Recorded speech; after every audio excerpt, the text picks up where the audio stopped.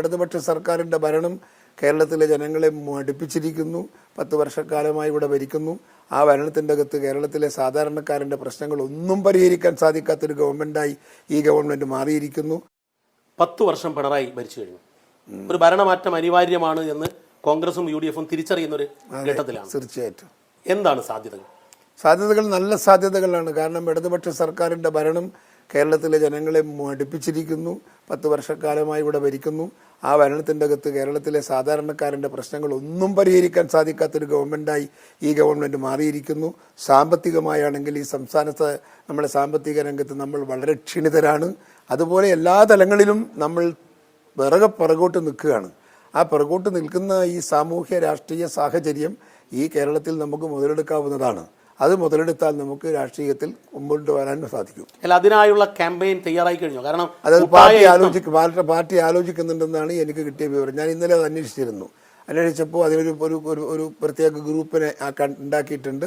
അവരത് ഉണ്ടാക്കി ചർച്ച നടത്തി അതിൻ്റെ പരിഹാരമാർഗം അവർ കണ്ടെത്താൻ പോവുകയാണ്. വൈകിപ്പോയില്ലേ? ഇത്തിരി വൈകിപ്പോയി എന്നാണ് എനിക്കും അഭിപ്രായം. അപ്പോൾ ഇനി എന്ത് ചെയ്യും? അല്ല, ഇനിയില്ല. ഇനിയിപ്പോൾ ഇനി സമയമുണ്ടല്ലോ. ഇനിയിപ്പോൾ അങ്ങോട്ടേക്ക് പോകാൻ സമയമുണ്ടല്ലോ.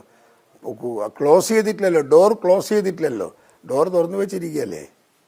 ഈ മറ്റൊന്ന്, CPM-ൽ സമീപകാലത്തില്ലാത്ത വിധത്തിൽ CPM-നകത്തു നിന്ന് തന്നെ പ്രശ്നങ്ങളുണ്ടായ ഒരു തെരഞ്ഞെടുപ്പ് കാലഘട്ടമാണ്. അതെ. T. സുധാകരൻ, ഐഷ പോറ്റി, അത് കഴിഞ്ഞ് TK ഇങ്ങനെ നീണ്ട നിര കിടക്കുകയാണ്. ഇതിനെ കൃത്യമായി ഉപയോഗപ്പെടുത്താൻ പൊളിറ്റിക്കലി എൻഗേജ് ചെയ്യാൻ പറ്റുന്നുണ്ടോ? സാധിച്ചിട്ടില്ല, ഇതുവരെ സാധിച്ചിട്ടില്ല. സാധിക്കുമെന്നാണ് എൻ്റെ വിശ്വാസം. അതിനുള്ള ഒരു തുടക്കം കുറിച്ചിട്ടുണ്ടെന്നാണ് എനിക്ക് ഇന്ന് രാവിലെ കിട്ടിയ വിവരം. അല്ലാതെ അപ്പോൾ പൊളിറ്റിക്കൽ ഡിസിഷൻ, ഇപ്പോൾ താങ്കൾ പ്രസിഡന്റ് ആയിരിക്കുമ്പോൾ വളരെ ഡൈനാമിക്കായി ഓരോ കാര്യങ്ങളിലും അപ്പം മറുപടി കൊടുക്കുമായിരുന്നു. നിങ്ങൾ പോകേണ്ടടുത്ത് നേരിട്ട് പോകുമായിരുന്നു, സംസാരിക്കുമായിരുന്നു. അത് ആ ഡൈനാമിസം എന്താണ് നഷ്ടപ്പെടുന്നത്? അത് ഡിപ്പെൻഡ്സ് ഓഫ് പേഴ്സണാലിറ്റി. പക്ഷേ അങ്ങയുടെ ശിഷ്യന്മാരാണ് നയിക്കുന്നത്. PCC പ്രസിഡന്റ് അങ്ങയുടെ ശിഷ്യനാണ്. DC പ്രസിഡന്റൊക്കെ നന്നായി വർക്ക് ചെയ്യുന്ന ഒരാളാണ്. ഈ ഉപദേശങ്ങൾ സ്വീകരിക്കുന്നതിലും നൽകുന്നതിലും, കാരണം അങ്ങേപ്പോലുള്ള ആൾക്കാർ ഇതേ പരാതി പല മുൻ PCC പ്രസിഡന്റുമാരും പറഞ്ഞിട്ടുണ്ട്. മുല്ലപ്പള്ളി പറഞ്ഞിട്ടുണ്ട്. ഈ നിർദ്ദേശങ്ങളും ഉപദേശങ്ങളും മുതിർന്ന നേതാക്കളിൽ നിന്നും സ്വീകരിക്കാൻ ഇപ്പോഴത്തെ ലീഡർഷിപ്പിന് ഭയങ്കര മടിയാണ്.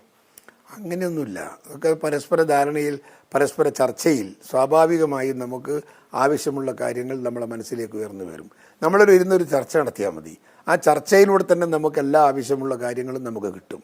ആ കിട്ടിയാൽ അത് കയ്യിലെടുത്താൽ മതി. അതിലൊന്നും വേറെ പ്രശ്നങ്ങളില്ല, അതിനൊന്നും വേറെ തടസ്സങ്ങളില്ല എന്നുള്ളതാണ് സത്യം. ഞങ്ങളൊക്കെ അങ്ങനെയാണ് സാധാരണഗതിയിൽ. വൈകുന്നേരം ഒന്ന് ഇരിക്കും, നമ്മളൊരുമിച്ച് ഇരിക്കുമ്പോൾ നമ്മൾ പരസ്പരം ചർച്ച ചെയ്യും. അപ്പോൾ നാളത്തെ ഒരു വിഷയം, ആ വിഷയത്തെക്കുറിച്ച് നമ്മൾ ചർച്ച ചെയ്യുമ്പോൾ ആ ചർച്ചയിൽ നമുക്ക് എടുക്കേണ്ടുന്ന പോയിന്റ്സ് നമുക്ക് മനസ്സിൽ വെച്ചാൽ മതി.